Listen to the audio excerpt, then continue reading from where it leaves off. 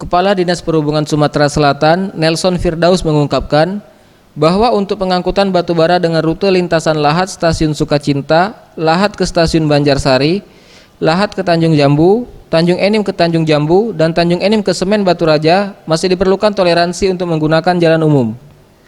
Waktu operasi angkutan batubara dengan rute lintasan melalui jalan umum tersebut diberlakukan dari jam 6 sore hingga 5 pagi. Namun jika kedapatan melintas dari toleransi waktu yang diberikan, Dinas Perhubungan Sumatera Selatan akan berkoordinasi dengan pihak kepolisian untuk memberikan sanksi tilang kepada pelanggar. Artinya, kalau melalui kereta api itu yang berada di Stasiun Sukacinta dan Stasiun Banjarsari. Kalau jalan khusus dia melewati Tanjung Jambu. Nah, untuk mencapai ini memang masih diperlukan jalan umum, walaupun pendek, tetap menggunakan jalan umum.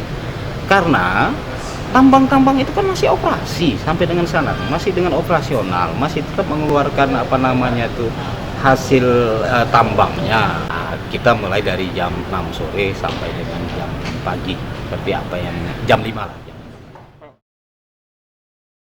Tim Liputan, Sriwijaya TV.